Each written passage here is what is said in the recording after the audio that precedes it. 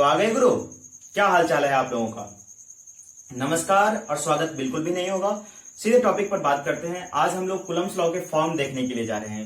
मेरे प्यारे बच्चों, कूलम्स लॉ का हम 3 फॉर्म देखेंगे। Coulomb's law in scalar form, Coulomb's law in vector form, Coulomb's law in terms of position form. ठीक है, आज हम लोग इन चीजों पर बात करेंगे। थोड़ा सा हम लोग इस पर डिस्कशन करते हैं कूलम्स लॉ पर। कूलम्स लॉ हम लोगों को एक्सप्लेन करता है कि अगर 2 पॉइंट चार्जेस है,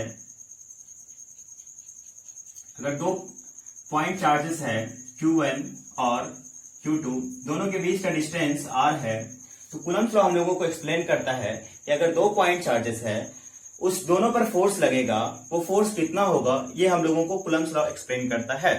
ठीक है, Q1 और Q2 2 पॉइंट चार्ज हम लोग यहां पर ले लिए। तो इस दोनों पर हम लोगों को मालूम है कि अगर 2 पॉइंट चार्जेस होता है, अगर 2 चार्ज हो तो उस दोनों पर फोर्स लगाता है। तो इससे पिछला वीडियो लेक्चर में भी हम लोग पर बात किए हैं। तो दोनों पर फोर्स लगेगा और यह फोर्स कितना होगा, यही कूलम्स लॉ एक्सप्लेन करता है। अगर हम इसका स्टेटमेंट का बात करें, सबसे पहले हम हेडिंग लगा लेते हैं मेरे प्यारे बच्चों, Coulomb's law in scalar form. Coulomb's law in scalar form.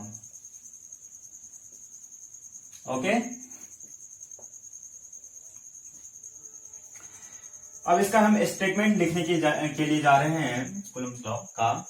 Coulomb's law, the electrical force of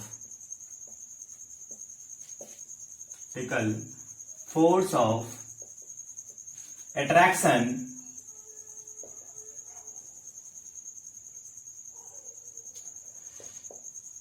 और repulsion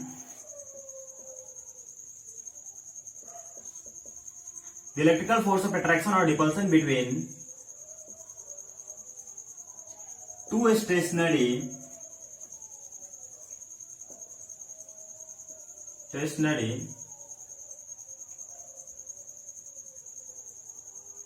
charge point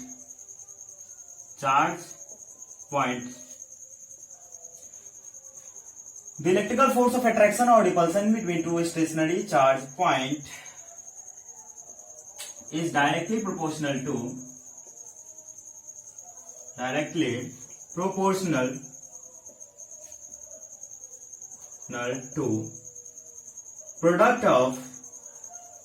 product of magnitude of two charges and inversely proportional to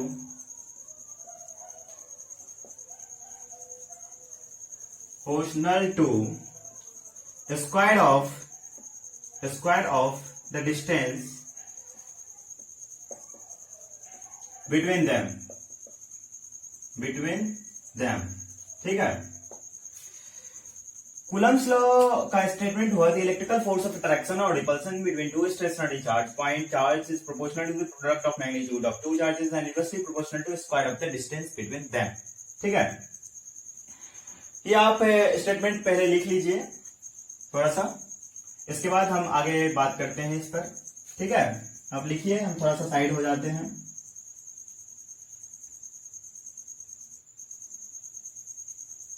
ठीक है, अगर नहीं लिख पाए होंगे तो आप वीडियो को पॉज करके लिख सकते हैं। ठीक है,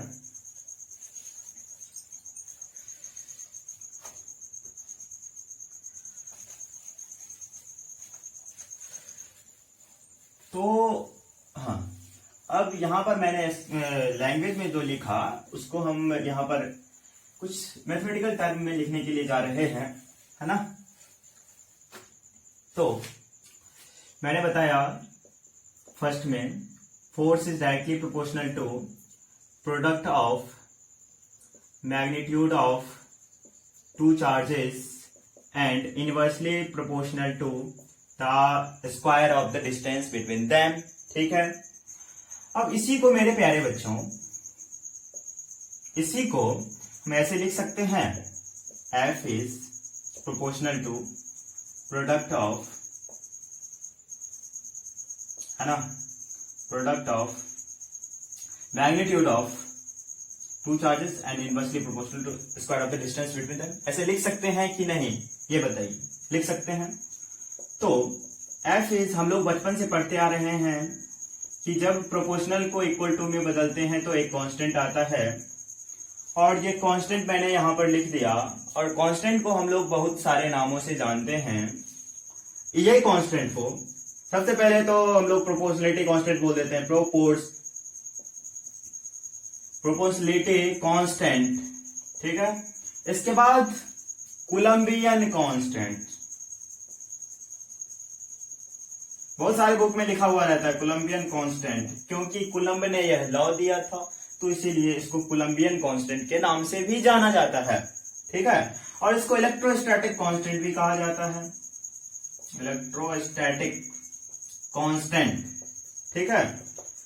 इतने नामों से हम लोग इसको जानते हैं, ठीक है।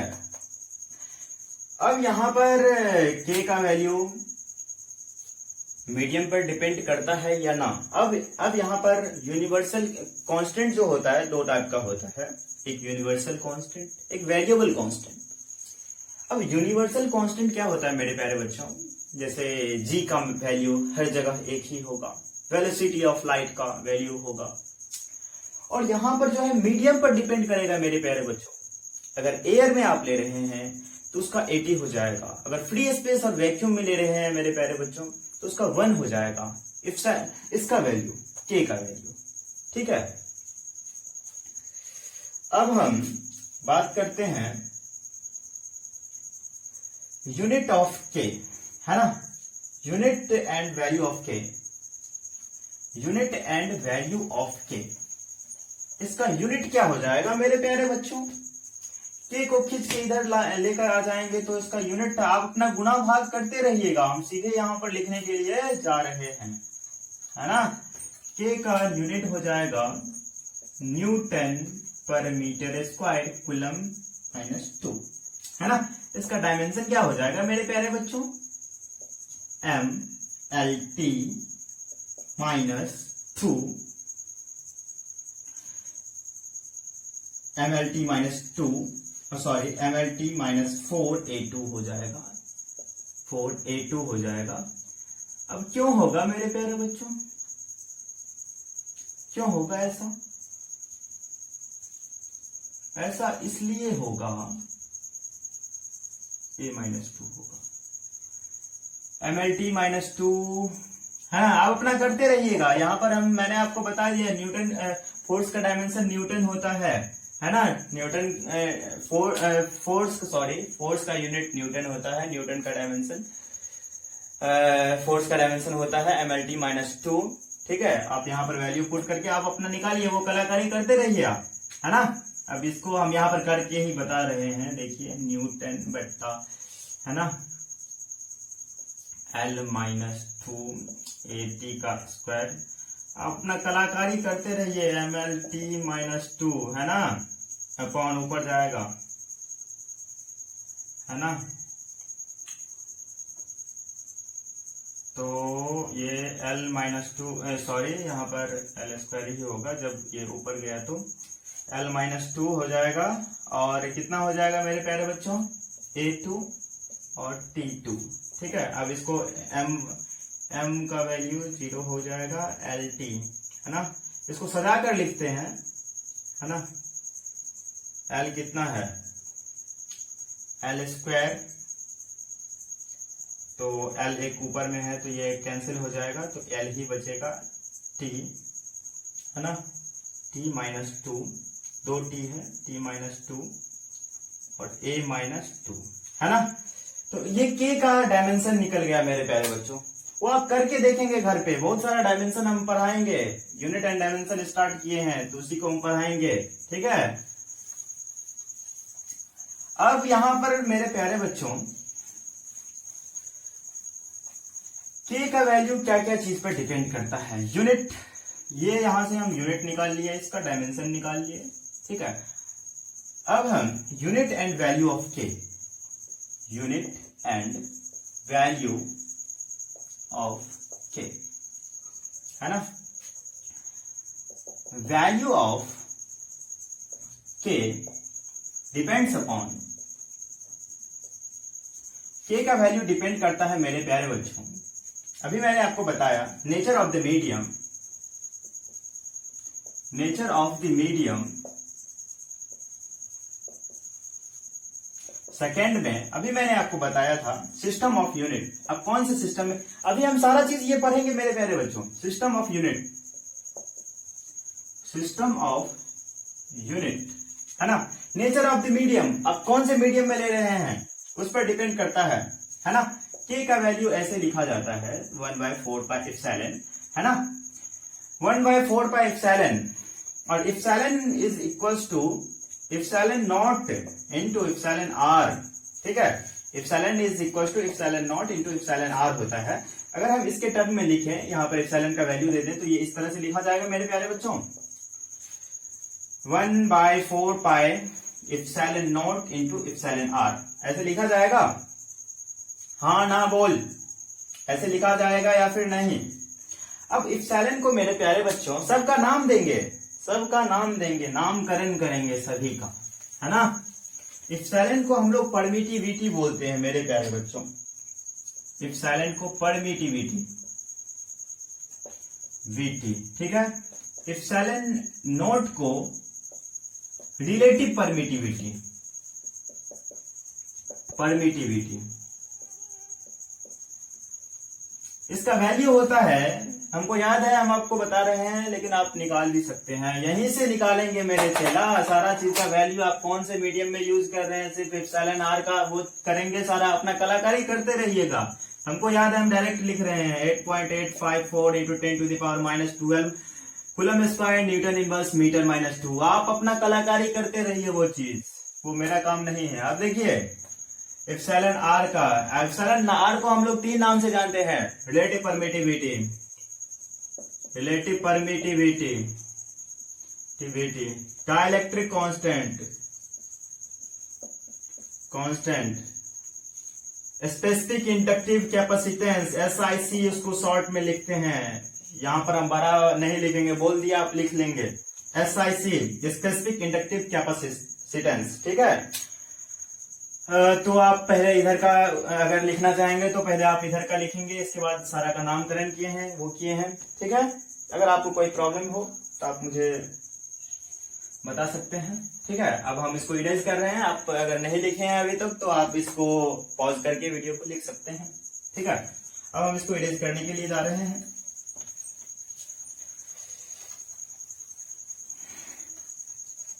मेरे प्यारे बच्चों पढ़ाई कीजिए, ठीक है। अब देखिए यहां पर अब हम बात करेंगे वैल्यू ऑफ के depends upon value.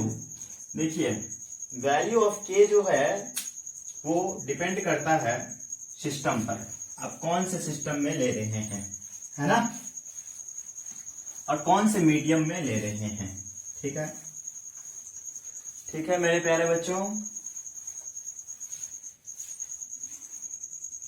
Value of के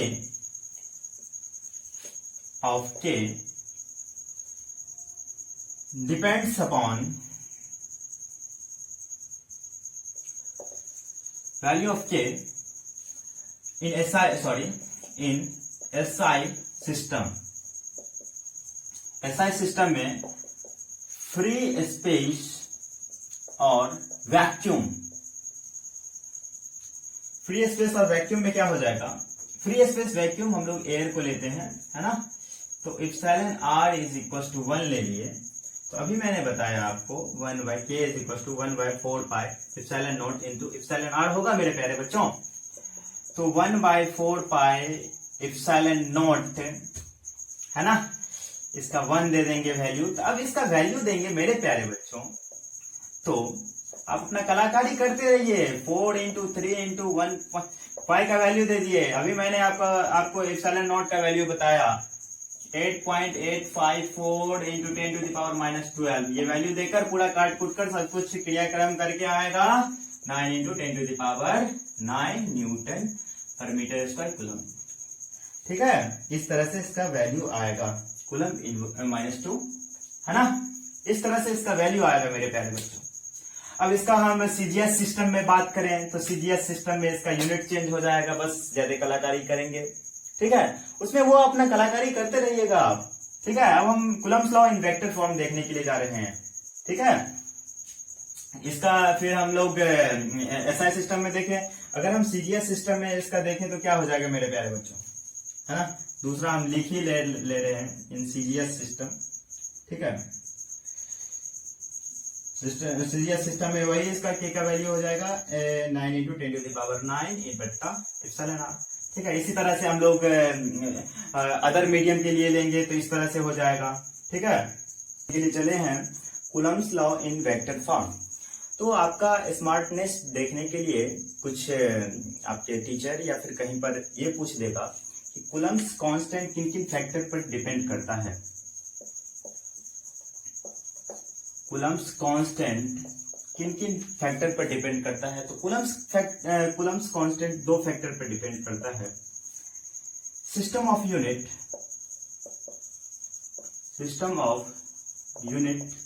अब कौन से सिस्टम में ले रहे हैं, सीजीएस सिस्टम में या फिर एसआई सिस्टम में ले रहे हैं। और ये डिपेंड करता है नेचर ऑफ मीडियम।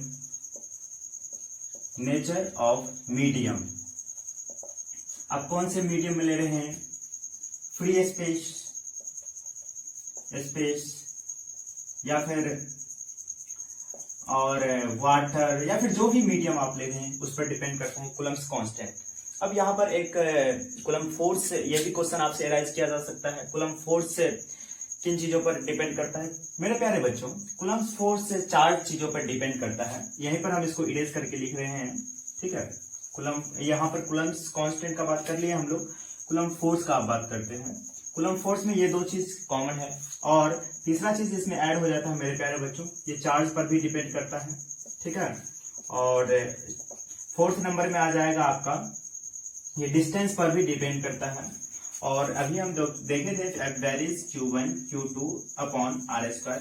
मेरे प्यारे बच्चों, इससे ये हम लोगों के माइंड में एक आइडिया आता है कि अगर हम फोर्स के वैल्यू को बढ़ाएंगे तो इसका डिस्टेंस क्या होगा, इनवर्सली प्रोपोर्शनल में है, आप जानते हैं। अगर फोर्स का वैल्यू हम बढ़ाएंगे तो ये चार्ज का वैल्यू भी बढ़ेगा क्योंकि डायरेक्टली प्रोपोर्शनल में है, ठीक है। अब हम लोग आते हैं Coulomb's law in vector form, ठीक है।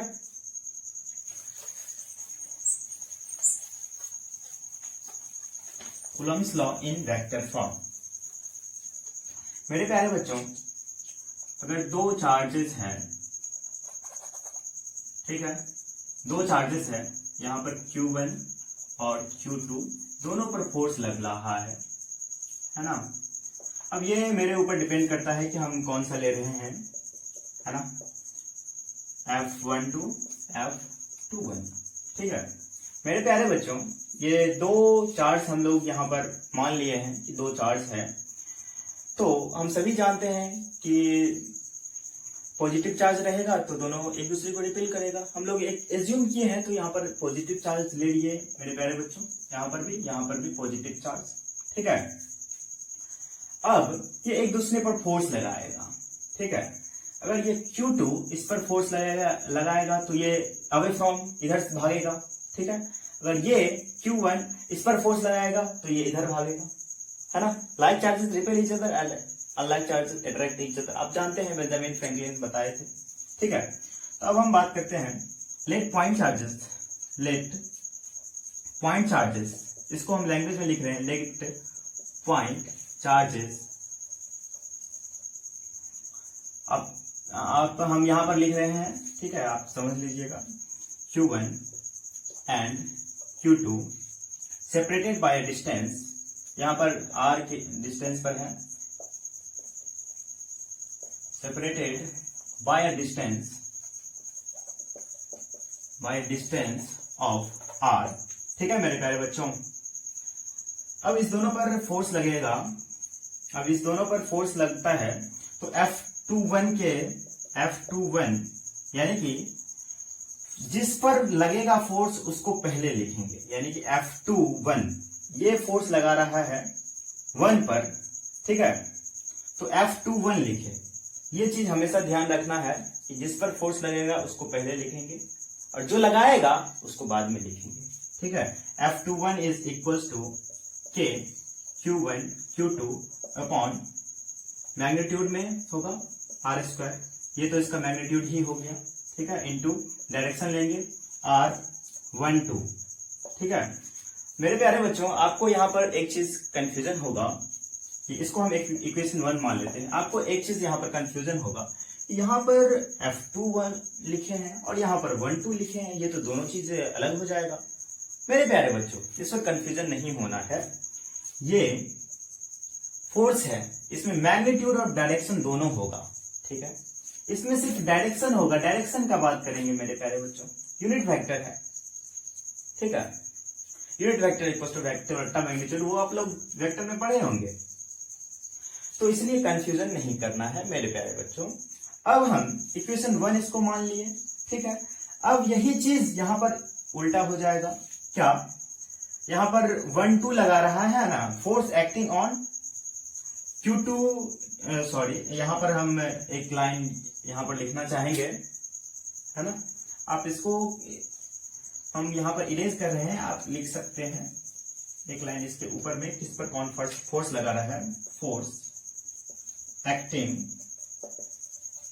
On Q2 bye Q1। ठीक है, बाय Q1, Q2 लगा रहा है Q1 पर। ठीक है, जो लगाएगा उसको पहले लिखते हैं और जो जिस पर लगेगा वो उसको बाद में लिखते हैं। अब यहीं पर इसको उल्टा करेंगे मेरे प्यारे बच्चों। देखिए, फोर्स वही चीज लिखेंगे, फोर्स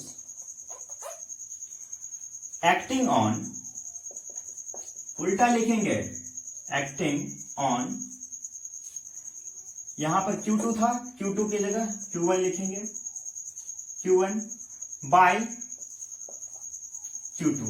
तो क्या हो जाएगा मेरे प्यारे बच्चों, यहां पर F21 था तो F12 हो जाएगा, है ना, K Q1 Q2 upon R²। यहां पर वेक्टर मार दीजिए आप, वेक्टर मार के मैग्नीट्यूड R² इनटू यहां पर 21 हो जाएगा मेरे प्यारे बच्चों, यहां पर इक्वेशन 2 हो जाएगा।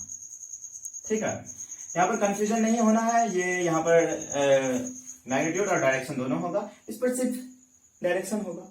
ठीक है, अब क्या हो जाएगा मेरे प्यारे बच्चों, R21 now R21 vector unit vector is equal to R12 minus में होगा।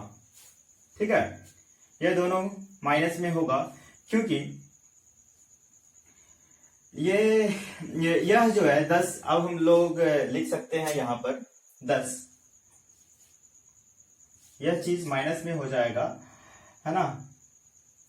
अब हम लोग लिख सकते हैं यहां पर कि F12 vector is equals to F12 is vector is equal to minus F21 vector. ठीक है, अपोजिट और इक्वल लगाता है। तो अब हम लोग लैंग्वेज में सबसे लास्ट में अब हम लिखेंगे इसको, ये इतना चीज लिखने के बाद अब हम लोग लिखेंगे मेरे प्यारे बच्चों लैंग्वेज में, क्योंकि ये देखिए फिर से हम आपको एक बार रिकॉल करा देते हैं, है ना। इस पर फोर्स जो लगेगा इक्वल और अपोजिट लगेगा, F12 vector is equal to F21 minus F21 vector. ठीक है, इसका डायरेक्शन भी अपोजिट हो जाएगा मेरे प्यारे बच्चों, F21 वेक्टर F1 माइनस के साथ, इसलिए हम लिख सकते हैं 10 दे exert forces equal and opposite, है ना। we can say that these always Newton's third law of motion। ठीक है, यह इससे हम लोग कह सकते हैं कि Newton third law of motion ये लागू होता है इस पर, क्योंकि इक्वल और अपोजिट चार्जेस हो रहा है। ठीक है, अब हम लोग कूलम्स लॉ स्केलर फॉर्म पढ़ लिए, Coulomb's law in terms of position vector के फॉर्म में पढ़ेंगे।